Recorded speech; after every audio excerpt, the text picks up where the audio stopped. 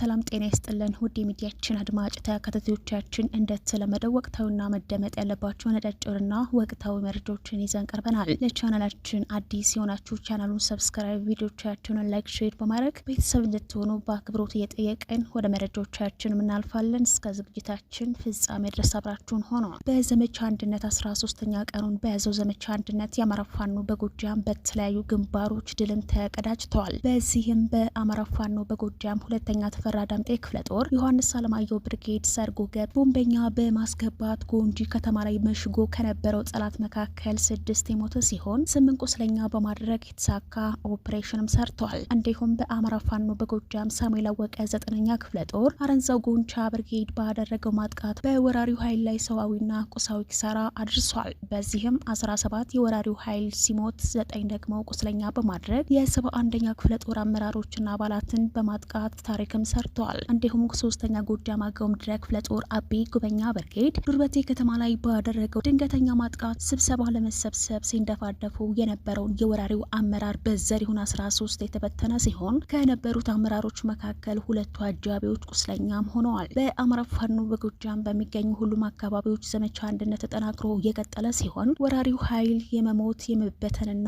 የማስከዳት ስራው ይቀጥላልም ሲሉ የአማራ ፋኖ በጎጃም ህዝብ ግንኙነት መምሪያም ገልጿል።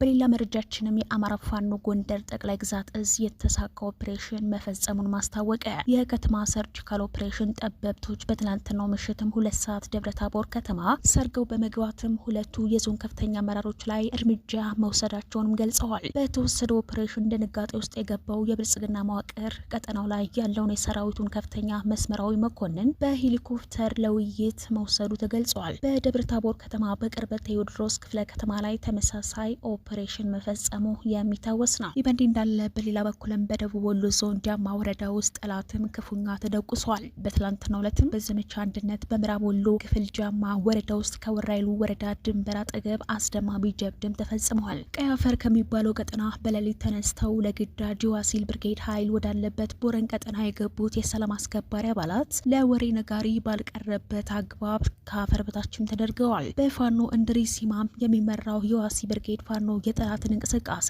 በቅርብ ርቀት በመከታተል ኦፕሬሽኖችን ቀድሞ በማክሸፍ የተዋጣለት ሲሆን በትናንትናው ዕለትም የብልጽግናን ሰላም አስከባሪ ተብዬ አሸባሪን በመክበብ የሞት ቀለበት ውስጥ አስገብቶም ከአፈር በታችም አድርጓቸዋል። በዚህ የተደናገጠው ደጎሎ ከተማ ውስጥ ያለው የፋሽስቱ አብይ አህመድ ጥምር ጦር ህዝቡን ሲያሸብርና ንጹሐንን ሲያዋክብ የዋለ ሲሆን ቦረን ቀጠና ውስጥም የሰላም አስከባሪዎችን አስከሬን ቆጥሮ ሲጭንም ነበር ብለዋል። ከጨፍጫፊው ሰራዊት ጋር አብረው መንገድ በመምራት የራሳቸውን ወገን ሲያስረሽኑና ሲረሽኑ የከረሙ ባንዳዎች በስተመጨረሻ የፋኖ እጅ ላይ ወድቀው በሌሊት ትቢያ ሆነዋል። በትናንትናው ክስተት ተምረው የቀሩ የጥምር ጦር አባላት የፋኖን ትግል እንዲቀላቀሉና ህይወታቸውን አትረፈው ህዝባቸውን እንዲያድኑ በዚህ አጋጣሚ ያሳሰብን። ይህንን እድል አልጠቀምም ብሎ በባንዳነቱ የሚቀጥል ሁሉ አሟሟቱ የውሻ እንደሚሆን ስንገልጽ በእርግጠኝነት ነው ብለዋል። ይህ በእንዲህ እንዳለ በሌላ መረጃችንም ህገወጥ አጋጅ ዘራፊዎች እርምጃም ተወሰደባቸው። የባህር ዳርን ህዝብ በከፍተኛ ሁኔታ በማገትና በመዝረፍ ፋኖን ከህዝቡ ለመነጠል ከመንግስት ጋር በመመሳጠር ከፖሊስና ሚሊሻ ጋር ተልእኮዎችን በመውሰድ ለ17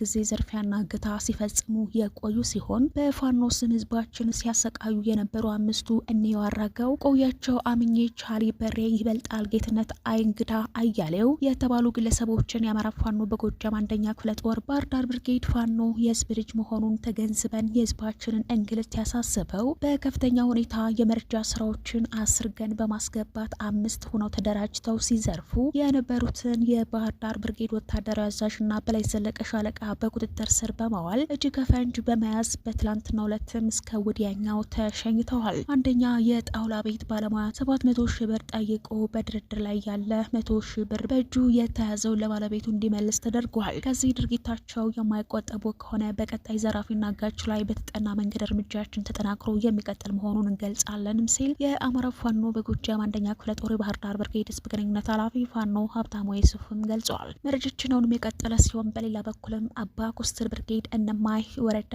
ሰርግና ተስካርን በተመለከተ የወጣ መመሪያ በእነማይ ቢቸና ከተማ በአጠቃላይ በአማራ ፋኖ በጎጃም 8ኛ በላይ ዘለቀ ክፍለ ጦር አባ ኮስተር ብርጌድ ቀጠናዎች ውስጥ የትኛውም የማህበረሰብ ክፍል ከመጠን ያለፈ ድግስ ደግሶ ምንም አይነት ጉዳይ ማውጣት የማይችል መሆኑን እናሳውቃለን ብለዋል። ጋብቻ ላይ ምንም አይነት የቀንድ ከብት ማረድና የመኪና ጋጋታ መጠቀም ክልክል ሲሆን ጋብቻ ለመፈጸም አንድ በግ ወይም ፍየል በማረድ በሁለቱ ሌማት ብቻ በውስን የሰው ቁጥር ማድረግና ከሩቅ ቦታ ለሚያገባ አንድ መኪና መጠቀም ይቻላልን ብለዋል። ተስካር በተመለከተ ቤተክርስቲያን ላይ አንድ በግ ሁለት ሌማት ብቻ፣ ሰፈር ምንም አይነት ሌማት መዘርጋት ክልክል ሲሆን ሌሎች ማህበር ክርስትና፣ ልደት በሚል እርድና የተንዛዛ ድግስ ደግሰው ማብላት በክልከላው የተካተቱና ይህንንም ተላልፈው በሚገኝ ማንኛውም ሰው ላይ እርምጃ የምንወስድ ይሆናልን ብለዋል። ሌማትና አራትዮ ከቦታ ቦታ ጭኖ የሚሄድ ማንኛውም ሰው ላይ ድርጅት ቅጣቱ ወስኗልን ብለዋል። ይህ በእንዲህ እንዳለ በሌላ በኩልም በአዲስ አበባ ለጥያቄ ትፈልጋላችሁ በሚል በአገዛዙ ኃይሎች የተወሰዱ 3 አባወራዎችም ደብዛቸው መጥፋቱ ቤተሰቦቻቸው ለጭንቀት ማጋልጧል። አቶ ደረጀ ታደሰ፣ ተስፋሁነኝ ከድር፣ አቶ ዘላለም ወልዴ እና አቶ አቤል አለምነህ የተባሉ የቤተሰብ አስተዳዳሪዎችን ደብዛቸው በአዲስ አበባ ነዋሪ ሲሆን ደብዛቸው ጠፍቶ ቤተሰቦቻቸው ፍለጋ የተከራተቱ መሆኑን የመረጃ ምንጮቻችንም ገልጸዋል። የመጀመሪያው የጠፋው አቶ ተስፋሁነኝ ከድር ሲባል በታክሲ ስራ ላይ የተሰማራ የሁለት ልጆች አባት ነው። የካቲት 10 ኡራኤል አካባቢ እያሽከረከረ ያለ ያገዛዙ ኃይሎች ለጥያቄ ትፈልጋለ ተብሎ እንደተወሰደ ታውቋል። ሆኖም ከዛን ቀን ጀምሮ በፖሊስ ጣቢያም ሆነ በሌሎች ያገዛዙ ማጎሪያ ጣቢያዎች ቢፈለግ አለመገኘቱን ቤተሰቦቹን ገልጸዋል። በተመሳሳይ አቶ ደረጀ ታደሰ የተባለ የከባድ መኪና ሹፌር የካቲት 10 ሌሊት 4 ሲቪልና 6 የሚሆኑ የፌዴራል ልብስ የለበሱ ሰዎች መጥተው ለጥያቄ እንፈልግሃለን በሚልም ወስደውታል። ቤተሰቦቹ በየፖሊስ ጣቢያው ቢፈልጉትም እስካሁን የት እንዳለም የሚነግራቸው አካል እንዳጡ ቤተሰቦቹ ተናግረዋል። የአገዛዙ ኃይሎች የወሰዱት ሽፍታዎች ሊሆኑ ይችላሉ የሚል መልስ ለቤተሰብ እንደሰጠም ለማወቅም ተችሏል። ሌላው የጠፋው አቶ ዘላለም ወልዴ የእንጨት ስራ ባለሙያ ሲሆን የሁለት ልጆች አባት ነው። የካቲት 11 ጠዋት 2 ሰዓት አካባቢ ከመኖሪያ ቤቱ 5 ሲቪል የለበሱ ሰዎች ስሙን ጠቅሰው ለጥያቄ ትፈልጋለ ብለው ይዘውት ከሄዱ በኋላ እስካሁን አድራሻው አልተገኘም ሲሉ ቤተሰቦቻቸውም ገልጸዋል። ሌላም ደብሰው የጠፋው የታክሲ ሹፌር የሆነው አቶ አቤል አለምነህ ይባላል። ቤተሰቦቹ ቢፈልጉትም እስካሁን አለመገኘቱን ገልጸዋል። በሹፍርና ሙያ ላይ የተሰማራው የካቲት 11 በጠዋት እንደወጣ እስካሁን የደረሰበት አልታወቀም። በአዲስ አበባ በአገዛዙ ኃይሎች ለጥያቄ ትፈልጋላችሁ ተብለው የተወሰዱ የቤተሰብ አስተዳዳሪዎች ደብሳቸው ጠፍቶ መቅረቱ ቤተሰቦቹን ሀዘንና ጭንቀት ውስጥም ጥሏቸዋል። የብልጽግና አገዛዝ በአዲስ አበባ ዜጎች ወጥተው የመግባታቸው ሁኔታ አሳሳቢ እንዲሆንም አድርጎታል። ሽፍታውን እና የአገዛዙ ኃይሎች የተደባለቁበት የኦሮሞ ገዢ ኃይል በጠራራ ፀሐይ ዜጎችን ከቤት እያፈነ ደብዛቸውን እያጠፋ መሆኑ ተገልጿል። በሌላ መረጃም በኮሪደር ልማት ቤቱ የፈረሰበት የአማራ ተወላጅ ደብዛ መጥፋቱ ታውቋል። አቶ አስማማው ቢያድግ የተባለ የአማራ ተወላጅ ኮሪደር ልማት በሚል 10 ዓመት ለፍቶ የሰራው መኖሪያ ቤት ከፈረሰበት በኋላ ከቤት እንደወጣ አልተመለሰም። የ3 ልጆች አባት የሆነው አቶ አስማማው የኮንስትራክሽን ባለሙያ ነበር። ቤተሰቦቹ ላለፉት 5 ወራት ቢፈልጉም ሊያገኙት እንዳልቻሉ ታውቋል። በእንዲህ እንዳለ በሌላ መረጃችንም የሰው በላው ቡድን ትላንት በመርሃቤቴ ከባድ ኪሳራም ገጥሞታል። የአማራ ፋኖ ህዝባዊ ድርጅት ጠቅላይ ግዛት እዝ አጼ አምደ ጽዮን ኮር አምቦ ክፍለ ጦር በመርሃቤቴ አውራጃ ሪማ ከተማ የሰው በላውን ኃይል ሙትና ቁስለኛ እንዲሁም ምርኮኛ በማድረግና መሳሪያውን በማውደም ጭምር ታሪክ ሰርተው መዋላቸውን የክፍለ ጦሩ አመራሮችም ገልጸዋል። በገዳዩ ቡድን ላይ የደረሰው ጉዳት ከባድ ከመሆኑ የተነሳ ደረቅ ደሬ በተባለው ጫካ ወዳድቆ የሚገኘውን አስከሬኑ መሰብሰብ እንኳን አልቻለም ብለዋል። ስራቸውን ያጠናቀቁት የራምቦ ክፍለ ጦር ፋኖች ዛሬ የኢድ በዓልን በትናንትናው ዕለትም የኢድ በዓልን ከወገኖቻቸው ጋር ሲያከብሩ መዋላቸውን አስታውቀዋል። መረጃችንን የቀጠለ ሲሆን በሌላ በኩልም የሜካናይዝድ እዝ ያስመረቃቸው አባላት በብዛትም እየከዱ ነው። ባሳለፍነው ሳምንት የብልጽግናው ቆንጮ ስርዓት አስጠባቂ ኃይል በፊልድ ማርሻል ተብዬው ብርሃኑ ጁላ የተመረቁ የአዲስ ሜካናይዝድ እዝ ምድብተኞች በብዛት መክዳታቸውን ማረጋገጥም ችለናል። በቅርብ ጊዜ የተቋቋመውና ዋና መምሪያውን በአዳማ ከተማ ያደረገው የሜካናይዝድ እዝ በአዋሽ አርባ ከተማ አቅራቢያ በሚገኘውና በቀድሞ አዲስ ራዕይ ማሰልጠኛ በአሁኑ የእዙ ማሰልጠኛ ማዕከል ከመስከረም ጀምሮ ለስልጠና የገቡ የሜካናይዝድ ሙያተኞች በፊልድ ማርሻሉና ተከታዮቻቸው የዘመናዊነታችን ማሳያና የሰራዊታችን መቺ ኃይል ናቸው ተብለው ቢመረቁም በተለያዩ መልኩ መክዳታቸውን ጣቢያችን የደረሰው መረጃ ያመላክታል። ስልጠናው ሲጀመር 3800 ሰልጣኞች ቢገቡም በስልጠና ላይ ያሉ በክዳት በስርና በዲሲፕሊን ከ528 በላይ ተባረው የቀሩት ቢመረቁም በጉዞ ላይ ያሉና በተመደቡባቸው ክፍሎች እንደደረሱ መጥፋታቸውን ምንጮችም አስረድተዋል። ተመራቂዎቹ በተለያዩ የግዳጅ ስምሪት ወደ ህዝብ በመተኮስ የከረሙትን የ2ኛ፣ የ5ኛ፣ የ6 6ኛ እንዲሁም የ7ና የ8ኛ ሜካናይዝድ ክፍለ ጦሮችን በሰው ኃይል ለማጠናከር የሰለጠኑ ቢሆንም የክዳታቸው ምክንያት ግን አገዛዙ እንደ አዲስ የነደፈው የወንድማማች ጦርነትና ህዝብን እየበደለበት ያለበት ሂደት ሌላ ስሜት የፈጠረባቸው መሆኑን ማረጋገጥም ተችሏል። በሜጀር ጀነራል ከፍ ያለው አምደ የሚመራው አዲስ የመከላከያ 9ኛው እዝ በአሁኑ ጊዜ በአማራ ክልል ተሰማርቶ ሮኬቶችን፣ መድፎችንና ሞርተሮችን በመተኮስ ንጹሃንን በጅምላ በመጨፍጨፍ ላይ ሲሆን በአፋር አካባቢም የብልጽግና መንግስት የሚደግፋቸው የሻቢያ ተቃዋሚ የሆኑ ብርጌድ አመዱ የተባሉ ቡድኖችን በማሰልጠን ላይ እንደሚገኙ ጣቢያችን ማረጋገጥም ችሏል። ይበንዲ እንዳለ በሌላ በኩልም እንደ ትግራይ ጥለናችሁ ነው የምንወጣው ሲልም አበባው ታደሰም ተናገረ። ከአማራ ክልል ከሁሉም ዞንና ወረዳዎች የተሰባሰቡ የብልጽግና አመራሮች በባህር ዳር ከተማ ሲመክሩ መቆየታቸው ይታወቃል።